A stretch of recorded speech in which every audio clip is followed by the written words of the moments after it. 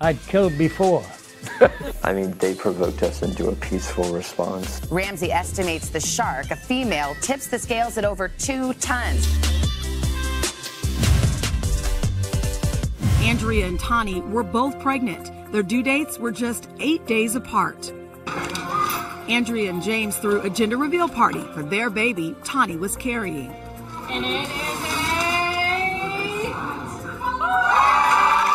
We did reveal Tani's that she was carrying the boy, and so everybody was so excited. I want y'all to open this. But they also revealed Andrea's pregnancy as well. It was a chalkboard that she had made, and it read, "Double the trouble, twice the fun. We're having 2, not 1.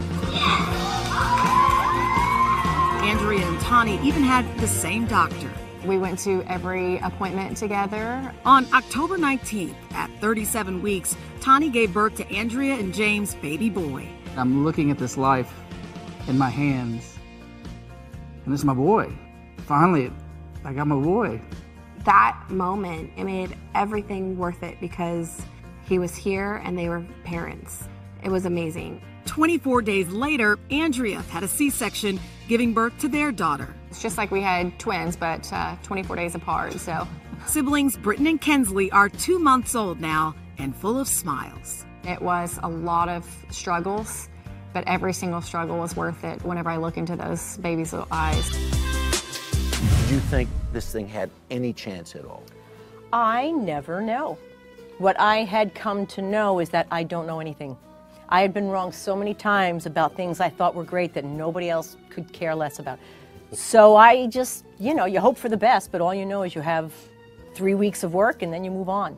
It was my first TV show. I remember going home and my mom, everybody was like, "Oh, you got a TV show, you're gonna be famous."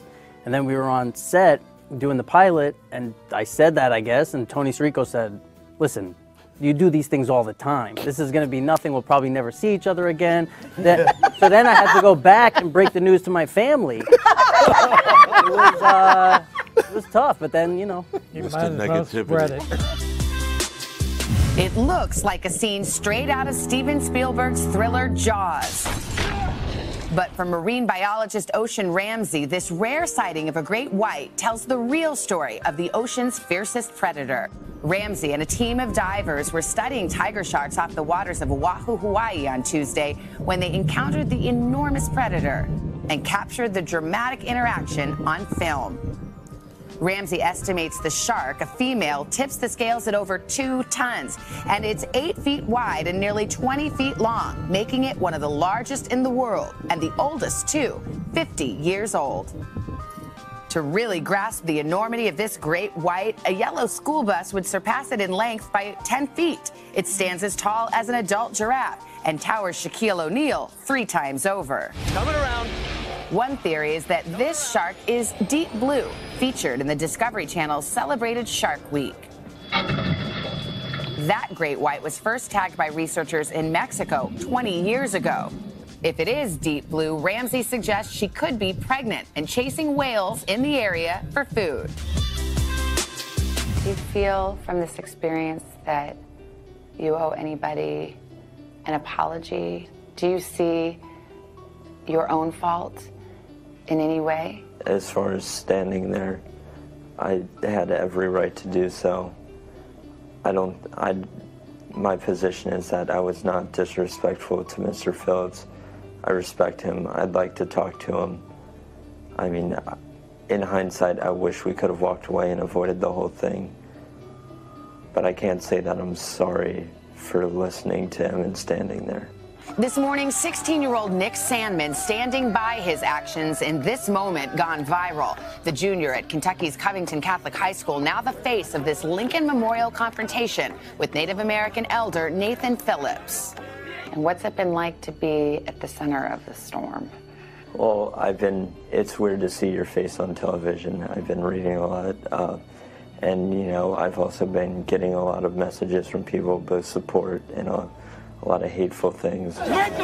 Sandman and dozens of his classmates had just finished attending an anti-abortion March for Life rally when they converged with 5 Hebrew Israelites, a radical movement that is growing more militant, according to the Southern Poverty Law Center. They started shouting a bunch of, homophobic, racist, derogatory comments at us. Washington open for business again. With her signature, Speaker Nancy Pelosi sent the president a short-term fix to end the longest government shutdown. It's kind of a solemn occasion for us because so many people have suffered so long. The president promised quick payouts for federal workers. I will make sure that all employees receive their back pay very quickly. Government employees like IRS veteran Kathy Kulani. It feels exciting to go back to work, to have a purpose. Relief at airports, too. Our officers are going to get the paychecks that they've earned. Friday, public safety was on the line after unpaid traffic controllers called in sick, grounding some flights. Pressure landed on the White House. The president made the big announcement with a Rose Garden backdrop, but the deal comes with a big thorn. No new money for his border wall. Walls should not be controversial. Democrats did get what they demanded.